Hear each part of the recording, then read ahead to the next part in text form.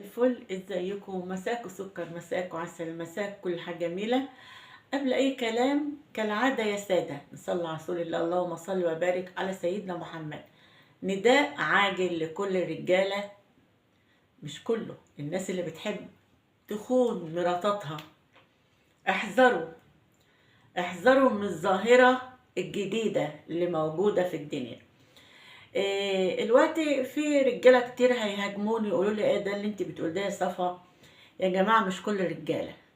قلت 1000 مرة الراجل المحترم مش بيزني ولا بيخون مراته. ياه، كتير كتير كتير. لكن في رجالة خونة، في رجالة ماشيين معوج ومتجوزين وستاتهم أمارات. والله بس هنقول ايه بقى؟ مش كله عشان محدش يزعل مني، لأن ساعات أتهاجم ويقولوا لي مش كل الرجالة. بقى أنا الراجل الخاين ما هو بيخون مع ست خاينة. حصل، مش معنى راجل خاين ست خاينة يبقى كل الرجالة خونة أو كل الستات خونة. لا لا يا جماعة، ياما في رجالة محترمين وياما في ستات محترمين ما يقبلوش بالحرام ولا بالزنا ولا الكلام ده، لأن ربنا قال بشر الزاني والزانية بالفقر والمرض ولو بعد حين. بس في رجالة بتضعف، راجل وعامل ست عصابة. احذروا يا جماعة، دي ظاهرة موجودة دلوقتي يعني ظهرت جديد. يعني راجل عامل ست، بس اكيد راجل لازم منقيينه شكله حلو عشان يبقى ست حلوة. يعني الميك اب والكلام ده كله. وفي راجل تاني عامل ست بس مش محجب. الشعور والحاجات دي علشان يغروا الرجالة، بس هما في الأصل رجالة مش ستات.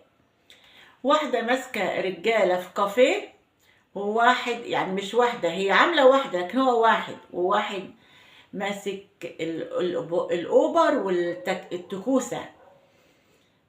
ف واحدة حلوة بقى تركب، تقول له، تعرض نفسها عليه، أنا عاوزة علاقة، نتقابل فين؟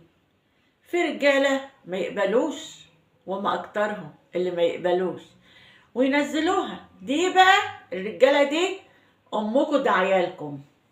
والله، أو انتوا بينكم وبين ربنا عمار.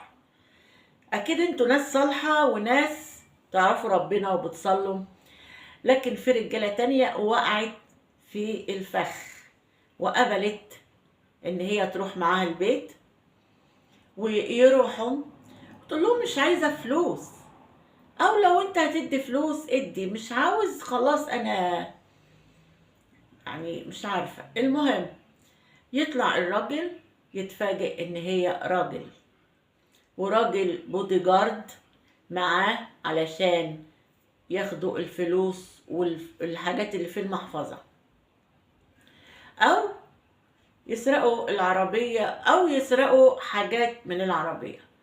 وبيتصوروا ويقولوا لهم لو انتوا فتحتوا بقكم هيبقى فضايحكم بجلاجل. يا خبر ابيض!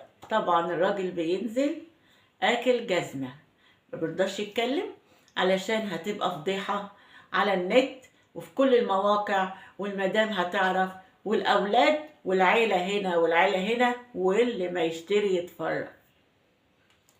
كتير حصلت يا جماعة نفس اللي قلت لكم عليه. آه راجل عامل ست ماسك العربيات والأوبر، والتاني ماسك الكافيهات. راجل قاعد تغمز له تديله رمش وتقعد معاه وتقول له، طبعا ما يكون راجل لوحده أو مجموعة رجالة، بس هو لازم واحد بس اللي يجي معاها، مجموعة هيتقطعوا واحد بس. هي بقى بتصطاد راجل واحد بطوله، مش مجموعة رجالة، لأن مش هيقدروا عليهم، لأن هو راجل وبودي جارد معاه علشان يسرقوا الفلوس، مفاتيح عربية، حاجات من العربية. وبيستغلوهم أكتر. يعني مثلا لو انتوا كلمتم الفيديو هينزل وهتتفضحوا، وممكن يستغلوهم كمان كل شوية يطلبوا منهم فلوس. طبعا أي راجل في الدنيا بيسكت عشان الفضايح. ناس كتير اتعرضوا للوضع ده، رجالة ضعفت وروحت مع الراجل اللي عامل ست، وطبعا اتفاجئ ان هم عصابة ورجالة واقفة قدامهم وبينزلوا متهانين ومتهزقين ومتقشطين. فليه بقول كده يا جماعة؟ أنا قلت إن المشاكل بنطلع عظة. ممكن واحد يقابله الموقف ده ويروح معاها، ما هو ست بقى وبتندهله، يشوف الفيديو بتاع الصفا ويقابل الموقف ده، يرجع ساعتها يدعي لي بقى. بيحصل بيحصل زي البنات اللي بيغتصبوها ويخطفوها، او يقول لها مثلا تعالي ماما عايزاكي وما فيش ماما ويغتصبها. دي بقى نوعية تانية من الخطف، ان بتغري الراجل بجمالها واسلوبها، وانا عندي مكان فاضي ونتعرف على بعض ونقعد مع بعض. وفي رجالة بتبقى نفوسها ضعيفة بتروح، وفي رجالة ثابتة على دينها وعلى اسلامها واخلاقها ما يقبلوش بالحرام، مش بيروحوا هم دول الكسبانين. عشان تعرفوا ان سكة الحلال حلوة، اللي يمشي في سكة الحلال دايما كسبان، اللي يمشي في سكة الغلط والحرام بيدفع الثمن غالي، زي المخدرات، زي السحر، زي الزنا. كل ده اخرته طبعا مش كويسة، علشان طريق غلط. ربنا خلق الدنيا وعطلنا النجدين، طريق الشر وطريق الخير. انت بقى حر، قدامك الخير وقدامك الشر، قدامك الحلال وقدامك الحرام، ولك يوم يا عباد الله امام الله، ان كلنا هنقف بين ايدينا الله.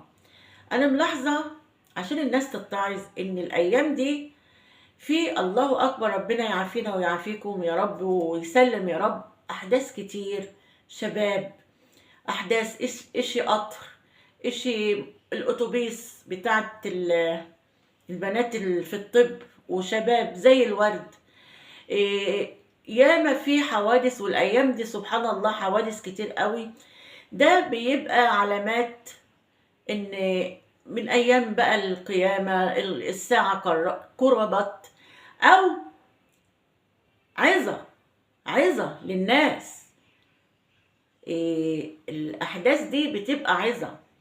واحد شاب مثلا يشوف شباب ماتوا وهو ماشي مثلا في الزنا، يرجع يقول لك يا محسن ممكن اموت وانا نازل في اي عربية، وانا ماشي عربية تشوتني، لا انا عايز اقابل ربنا بوجه كريم. مش عايزة الشباب يقولوا ما احنا فين بقى لما نموت ونقابل ربنا. الوقت الشباب هي اللي بتموت وهي اللي بتتفقد. او ست شابة جميلة فرحانة بجمالها وتقولك ربنا بيسامح، ربنا يغفر. لا والله، ربنا بيغفر في الحاجات الصغيرة، اما الزنا والكبائر لا طبعا، ده عقابها شديد عند الله.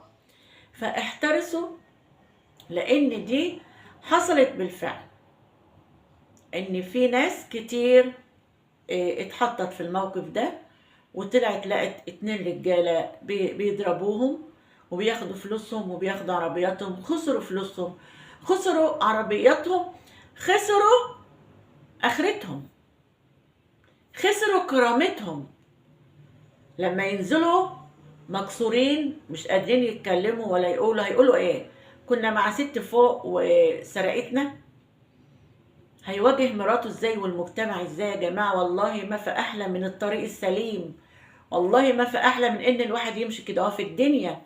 فكل المشاكل اللي بنقولها يا جماعة عايزة ناخد منها عظة وعبرة لأي حاجة تقابلنا في الدنيا.